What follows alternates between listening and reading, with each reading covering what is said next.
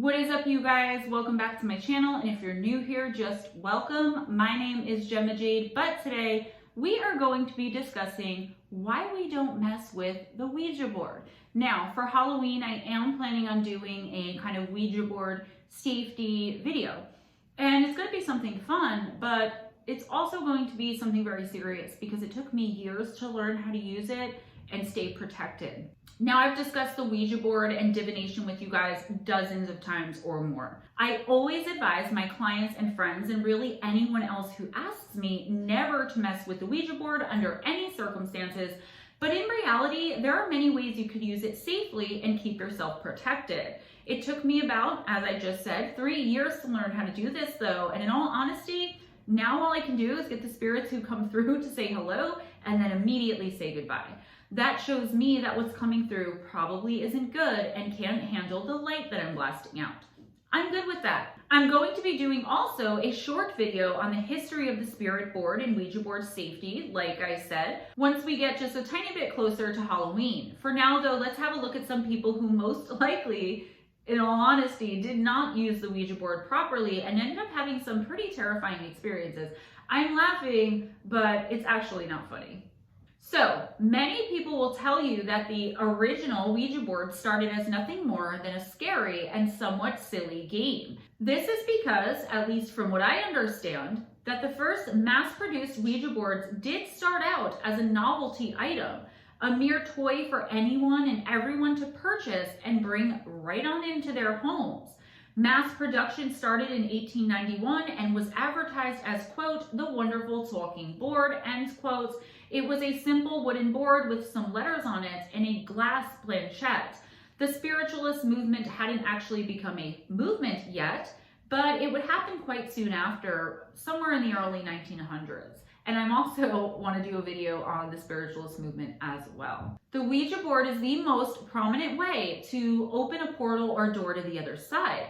But what most common people and even young children who were playing with the board didn't understand was that it isn't only a window to heaven or the light, but to anything and everything in any and all other realms and dimensions. It was dangerous back then, and it's just as dangerous today. The encounters I'm bringing to you today, I'm bringing to you not only in the hopes of giving you all a great video for my channel, but I also hope it ends up as a cautionary tale for anyone who doesn't know how to safely use it and open your eyes about what could happen when you mess around with something we really know nothing about. We as a collective know nothing when it comes to this. Our encounter happened in 2014 and comes from a mother of two named Angela Jackson. Angela, like many of us in this community, myself included, had a very long-standing interest in and with death, the deceased, and the afterlife in general. Once her father passed away though, her deep interest turned into something of an obsession, and she was insistent that she wanted to find a way to contact him on the other side. While visiting a friend one night, they had suggested to her that they use the Ouija board to try and contact either her father or just some friendly spirits in general. They were laughing and having a great time and really not taking the whole thing too seriously, and so Angela decided to just go along with it. All in the name of good fun, right guys? Well, what happened next was anything but fun. Angela had never used a Ouija board before, but very quickly understood there was nothing harmless about it. Almost immediately, something claiming to be the spirit of a woman who was also named Angela came through. This spirit seemed aggressive and scary, and our witness said of what happened to her next, quote, "My heart thudded with excitement as we all placed our index fingers lightly on the bottom of an upturned whiskey glass that they'd placed on the table. It began to pull in every direction. 'Who is it you want to speak to?' Robert, my neighbor, asked. The glass started moving towards the letters spelling out Angela. Angela. The spirit wanted to speak to me. But then it spelled out, 'Die, bitch.' 'That's not funny,' I said. But Robert said, 'Angela, we didn't do anything.' He snatched his finger back from the glass and we all shrieked as the living room door slammed shut on its own. My voice quivering, I asked, 'Who are you?' With only my finger on the glass, it moved faster. 'I was murdered,' it scrolled, 'just like you're going to be.' Angela asked again, 'Who are you?' And the glass quickly spelled out Satan, Satan. She then screamed, 'I'm not scared, to hell with you.' And with that, the tumbler flew off the table and smashed into the wall. Leaping up, my neighbor slammed on the lights and blew out the candles. "We should never do this again," he said. But they weren't the ones who'd been told they were going to be murdered, and I needed to know more, end quote. Angela kept trying to reestablish the connection with the same spirit in order to get more information about this alleged upcoming murder. She used her own board and for months on end by herself kept trying to get more info. This is where the nightmares started for her too. Angela was terrorized by and terrified of a man in her nightmares every single night who was standing there wielding a hammer. The man was evil and menacing, and it wasn't long after all of this that Angela said she finally started to understand her life could be in danger and was convinced to stop using the board or making any kind of connections with the other side. She was over it, done. She didn't want to deal with it anymore. So she stopped using the board. Despite not trying to make contact anymore, our witness said she had become paranoid and overwhelmed. The nightmares of the man, the messages from the board, it all hung over her like a pendulum swinging high above her head, getting lower and lower as each day passed. Then one night, it all came crashing down and started to make a lot more sense. Angela said of the experience, quote, "I locked the front door of my flat, then started walking down the concrete steps in the stairwell. From behind me, I heard a voice. 'Die, bitch,' it growled. I froze at the sound of those words. Shaking with fear, I turned to see a man in a white t-shirt emerging from the shadows and wielding a claw hammer. I screamed as he brought the weapon down on my head with a sickening thud. He hit me again and again, and warm blood began trickling down my face. I couldn't see where my attacker was. I just wanted to get away. Drenched in blood, I made it to the front door and collapsed. Waking in the hospital, I felt confused and very groggy. 'You were attacked,' a doctor explained. 'You've suffered a fractured skull.' I live in fear that whoever it was would return and finish the job, just as the spirit had warned through the Ouija board. It's been 6 years now since the attack. No one has ever been caught, and I'm still scared the spirit's prediction will one day come true. But now I'm warning all of you, never mess with Ouija boards. You don't know what evil lurks in the afterlife," end quote. Now guys, if this experience is to be believed, it wouldn't be an uncommon experience at all. Most people think, even if they do make contact with something or someone from the other side, that the spirits always lie and mess with the living person to have some fun.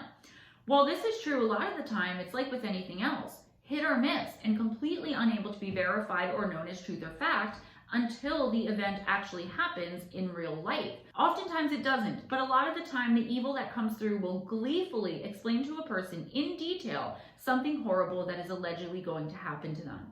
Now, I have my suspicions that they aren't exactly telling the witness their future, but creating something for them. As an attachment has been definitely made once you start having nightmares you've never had before, right after using a divination rod or a Ouija board, whatever, after trying to contact the afterlife. Once that stuff starts happening, you've got yourself an attachment. Does that make sense? Like, I wholeheartedly believe that the evil or lower vibrational entity has prepared the attack on the person, and had they not ever messed with the board or the divining tool, the attack or whatever it was, most likely wouldn't have ever happened.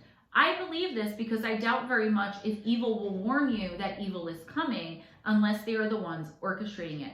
Okay, moving on to another encounter where the entity allegedly predicted the death of Princess Diana herself. The witness said they had been using the board for years and had had several strange and oftentimes scary things happen. He explained, quote, "One day I challenged the board and said, 'Give me something independent to verify all of the information you're giving me. Predict a news event. Tell me something that's going to happen.' It started moving strangely, like it's having a hard time telling me something.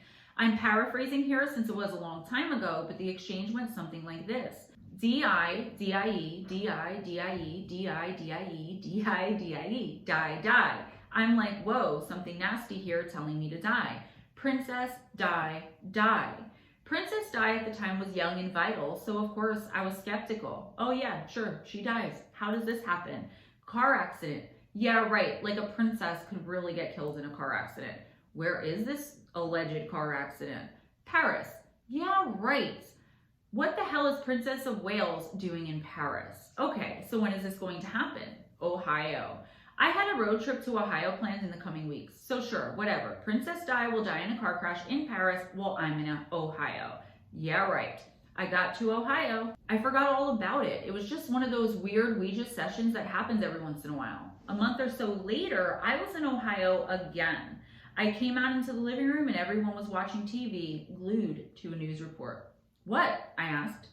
Princess Di was killed in a car accident. I was stunned, end quote. This isn't anything unusual, especially when you use the board all of the time and have already established a firm and open connection with the spirits and entities attached to that specific board. Some people believe that you simply interrupt any old spirit to come through when you use the Ouija board, but I'm not so sure. I think that's the case when you put the intention out for a specific person, which again, I want to teach you guys how to do. But I believe that while there's definitely a wide open connection there for anything and everything to come through, there are also certain spirits connected to either the user's energy or to the boards. Obviously, no one could ever know how it works for sure, and all of this is my own speculation from experience. I've had divining boards and Ouija boards both tell me the location of lost or missing items, and I've also gleaned many secrets of the people around me through them. I trust most of them most of the time, but it's all in the intuition whether or not you believe in and trust what any entity is saying or telling you. I also would like to point out that while he got lucky that the entity only told him of a celebrity death, it's never a good idea, never, to ask for any type of proof that something or someone is there with you. It gives whatever is there an invitation to move outside of the board itself and pulls it into the real world.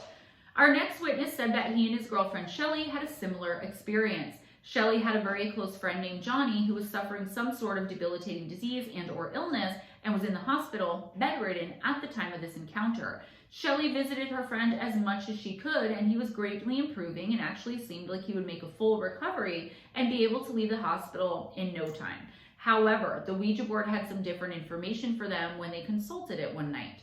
Our witness stated, quote, one night after visiting Johnny, they were at Shelly's when they decided to try out a Ouija board. After a while, they started communicating with a spirit who seemed to know a lot about them that it really shouldn't. Just a side note, I'm not sure who he's saying was using the board. I think his girlfriend and someone else. After some banal questions about boys and general questions one would expect teenage girls to ask, my girlfriend decided to ask about Johnny and his condition. The board quickly spelled out 24 June 1987. Johnny won't have to worry anymore, and went to goodbye.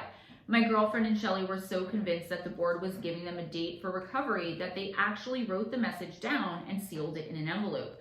The following year, on the 24th of June, it turned out that Johnny indeed no longer needed to worry about his condition.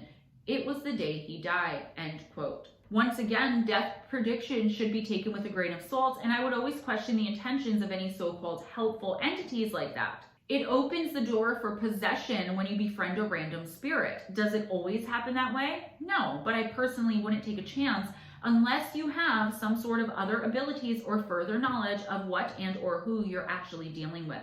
It's also not always clear what the entity is talking about or what's happening once you open that door or portal. Our next witness was a young kid when he had his experience, and this is another example of why the Ouija board should not continue being marketed as a game or parlor trick. Yes, before someone even asks, I know all about the theory or idea of ideomotor phenomenon, and I am far from convinced. Far enough from convinced, actually, that I'm really not even giving it any credibility. The main reason is because of my lifetime of experiences with the other side and so many entities I've come across lurking there in those places. Our witness said she and some friends were messing around and playing with a Ouija board in the basement of one of her friends' houses. They were all having a great time and not really taking things seriously at all when things took a turn for the bizarre and the terrifying before anyone even knew what was happening. She said, quote, I was about 12 or 13, spending the night at a friend's house, goofing around with the Ouija board with him and his sister, and we were getting all sorts of gibberish plus words spelled out, just kind of scaring ourselves for fun, not taking it very seriously, when we got the message, I can see you through the window, and then I can see you through his eyes, or something like that. There was just a small window in the basement room where we were, and just the backyard and woods past the driveway visible through that window. We asked it more questions, and it said, I'm under the car. So we somehow got up the nerve to go out with a flashlight and peer under the car, where we saw a huge black stray cat, which was hissing. We ran inside freaking out, and at that exact moment, the power failed, and all of the lights in the house went out. We just about actually shit ourselves. A few minutes later, the power came back, and we sat up till dawn that night, scared, and never, ever played with the board again, end quote. What was actually happening here? Spirits can taste things through us, so if your great Aunt Martha, who passed away, liked scotch and you decide to throw a few back before bed, she can come and have her own little nightcap, without even having to be invited. I'm not so sure what the seeing through his eyes thing was all about, but again, I don't discount the ability for spirits or entities to be able to do anything because, again, I don't know everything there is to know. And I don't even know if what I know is actually what I know, right? It's so unknown. So maybe the entity was talking about seeing through the cat's eyes, or I don't know. In my opinion, there was definitely something there with them because of the cat's behavior and also the energy these kids brought with them to the board. So the energy they brought with them to the board, it gives more light to the entity, and they love to play with lights. The spirits you attract can see your energy just like we see what's right in front of us. So if you're depressed, you're more likely to attract a lower vibrational entity who will try to take advantage of your weakened state and possibly either befriend or possess you, or both. If you're not taking it seriously, you could attract a fun spirit who will play along, or you run a great risk of pissing an entity off, and in return, they will go all out to show you that they aren't playing around and that you should have a bit more respect for the dead. And honestly, guys, it wouldn't be wrong. Never behave so disrespectfully and frivolously when dealing with spirit in general, including a Ouija board, despite how it's marketed, all right?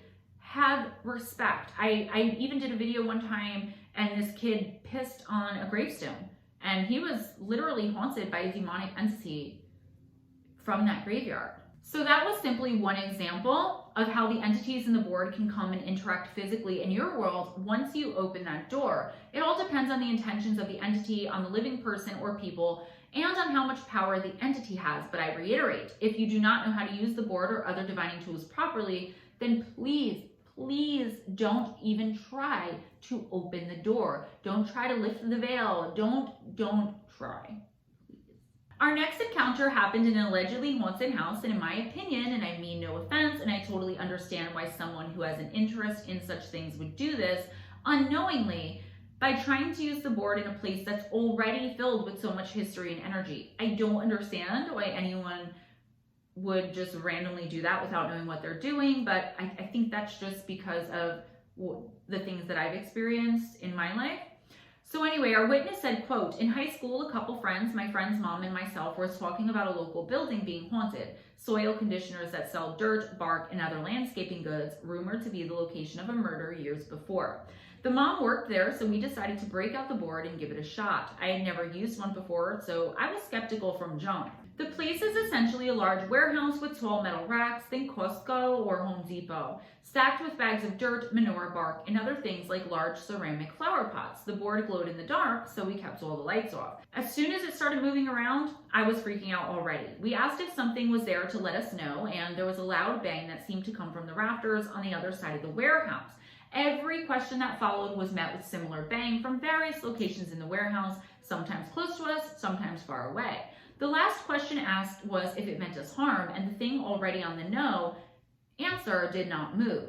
The question was repeated and immediately followed by the closest noise, yet it seemed like it was right on top of us, so we decided to get out. As we were rushing out, we flipped on our flashlights and saw one or two large pots fall from the racks and heard what we would later find to be 40-pound bags of bark drop down to the ground. There was also a slow/low grinding noise that, when my friends returned the next day, we found was a sledgehammer that had been dragged through the dirt-covered cement floor, standing straight up in the air with drag marks, but no footprints anywhere nearby. I pretty much believe in ghosts now and slept with the lights on for a week," end quote. I don't think I even need to comment on this one at this point. I mean, it's all been said by me already, so let's just move on. A person named Jeanette decided to use a Ouija board with her sister, both of them for the first time. They were in their hometown of Potsdam, Germany, and it all went down in 2002. She was 12 years old, and here is what she said happened. Quote, "We decided to try a Ouija board with little self-made cards on which the letters were drawn, a table, and a glass. She and two classmates were in the living room of our little apartment. My mother had a Ouija experience when she was young and was fine with my curious sister's idea, and she took me and my little brother to the kitchen so as not to disturb my sister.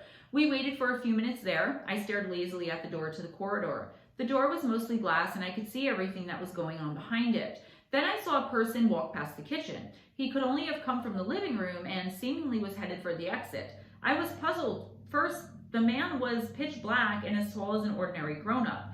Second, there was no audible sound of the living room door, not footsteps or anything. He could not have been there. but I brushed it off.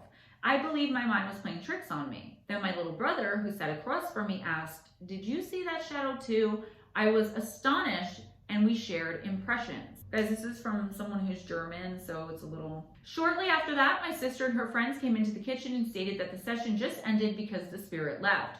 This was the start of paranormal activity around us. Even as we moved on to another house, it went on. Because of my sister's innocent curiosity in the Ouija board, our home became haunted. It started in most cases when it got dark and our parents went to sleep, so they never witnessed anything and thought we were kind of nuts. It was hard, lights switched on when my sister and I headed for a dark room, which was actually polite of that spirit. There were many things, from shadows to lights going on and off, to knocks on doors, to doors that flew open, footsteps, cold spots. There was also an extremely nasty smell in one of the bathrooms. It came without warning and quickly left. It was clear that this was no normal smell that you could imagine existing in a bathroom. It was like something foul had lain in the tub for a really long time.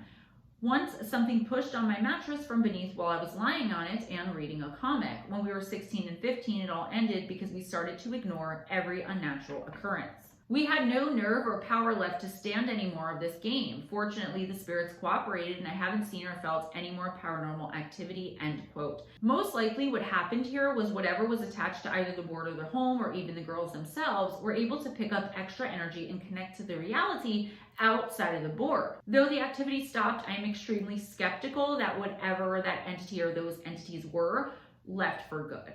Maybe they left the home, but not the world itself. At least in my humble opinion. Here is yet another young person who used the Ouija board for the first time as a board game at a friend's birthday party without knowing anything else about it, while also being super intrigued by it. Is this a case of another haunting caused by the board, or is the board stirring up what's already there? It's never a good thing when the foul odors and smells start to overtake a room. A lot of the time the light spirits will have a smell, at least in my experience, that's similar to a candy apple or something sweet. The sulfur and burning / rotting flesh scent is always a sign of evil, no exceptions. Also, ignoring it never makes it go away and is actually even more dangerous than acknowledging it, because if you get a particularly aggressive spirit or entity, you could inadvertently end up challenging it or just really pissing it off. It could also dim your energy a light and blind you to what's happening around you. Ignoring any situation and hoping it'll go away is never a good idea. Okay, sorry for the little rant there. Here is another young person and what she had to say about what she and her friends experienced. Quote, "We took turns asking questions and I just figured someone else was moving the planchette.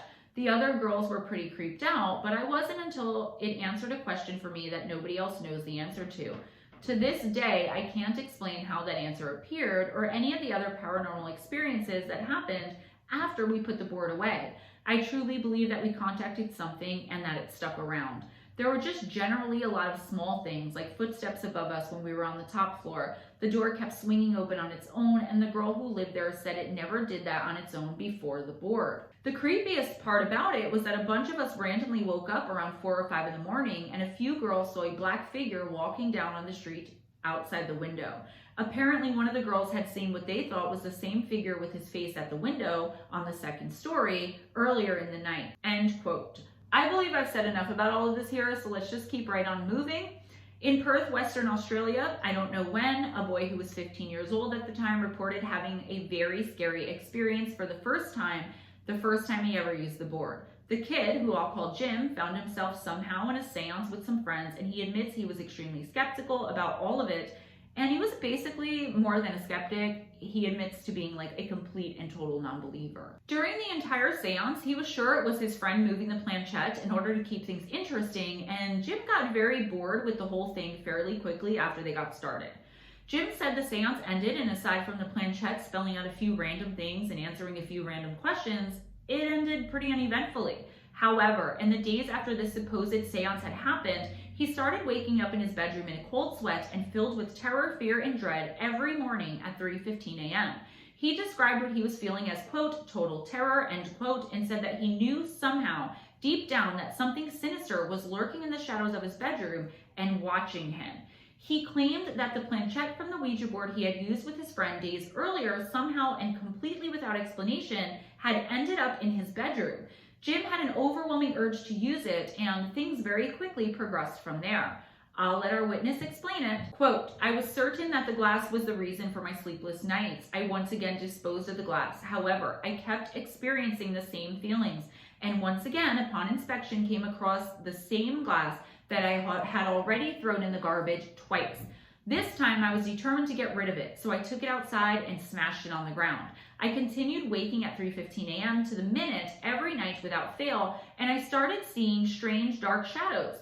The shadows started as perfect black balls, which would circle my room, then seemed to disappear through my window. I put this off to paranoia and lack of sleep and simply tried to ignore it and go back to sleep, still with my head completely under the covers. Other people started noticing the shadow too, and at normal waking hours, saying that the end of the house where my room was seemed a bit creepy. Gradually, the shadows seemed to get bigger, but I continued to ignore them until one night.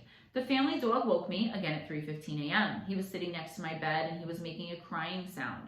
I figured the dog needed to go out, so I got up and let him outside. As soon as I was back in bed, the dog was at my window, squeaking and carrying on. So I got back up and let him back inside. The dog followed me to my room and once again sat next to my bed whimpering. I then took him back outside, and even though he sat at my window still crying, I made him stay out there for a little bit because I didn't want him coming back in and waking me up again.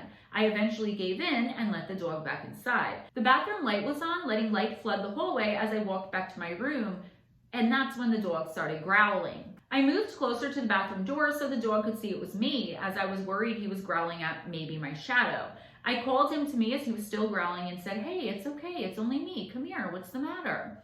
The dog walked slowly toward me, still growling, and sat next to my leg, growling at something behind me. In a flash, my thoughts raced to, oh my God, there's someone in the house, and turned around and started running down the hallway. What I saw was something that has never left my mind and something no one else ever believed when I've told them. I saw what seemed to be a huge bird. It had outstretched wings that would have touched the roof and almost to the floor. Its body ended where the wings did, and neither seemed to touch the ground. As it followed me down the hallway, the wings stayed outstretched, and it seemed to glide as it moved. I did notice a small head in between the wings, but no features that I can recall, and the head seemed hooded rather than round and connected to the body, but without a neck. The creature seemed more shadow-like than flesh, and as much as I have tried to put it down to my own shadow, I am certain that what I experienced and saw was real and could have in no way been my own shadow. I remember mostly the wings and the enormity of them as they towered over me and how it moved as it followed after me until it slipped into another room, end quote. There are so many different explanations that I could think of off the top of my head for what this kid claims to have seen, the winged creature. I don't know exactly, obviously, but I do know that it was not anything good.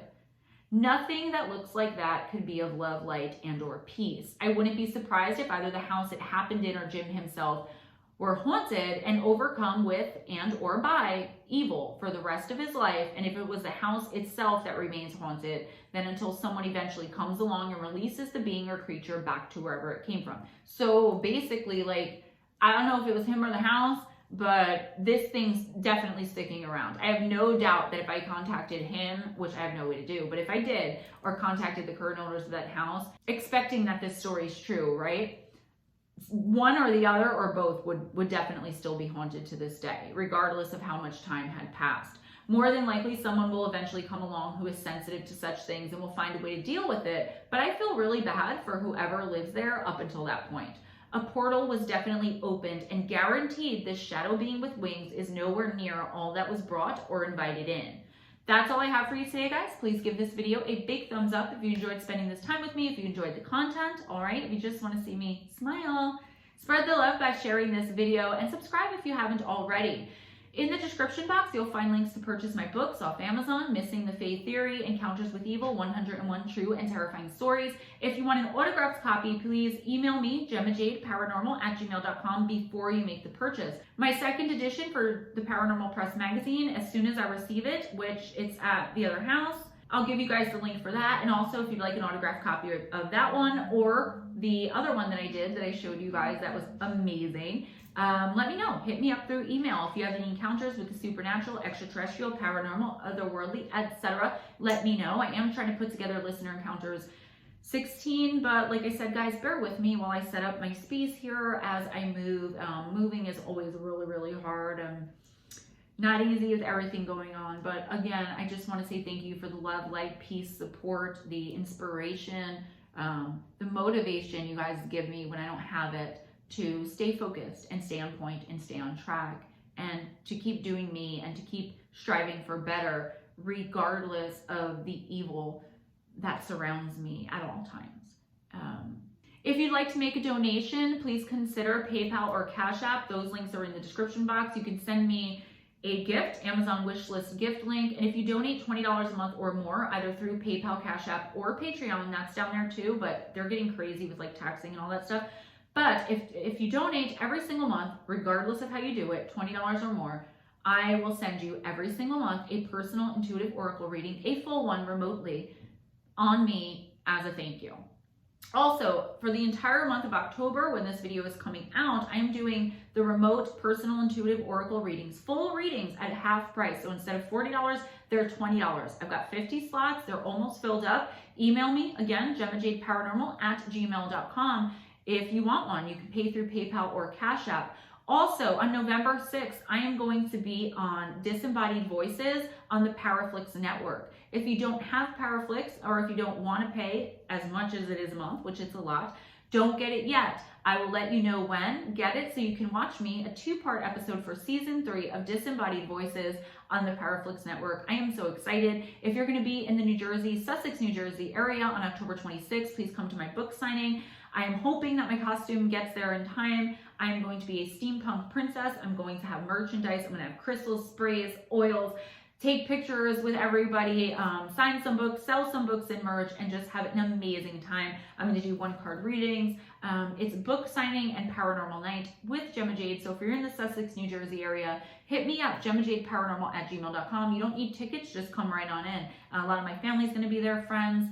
Ghost Dragon ZW is coming in from Ohio to hang out. So, all right, guys, be kind to each other, be kind to yourselves, and never accept anything less than others being kind to you. You are capable, you are amazing, you are worthy, you are worth it. And anyone who doesn't make you feel that way all the time does not deserve you, does not deserve to be in your space.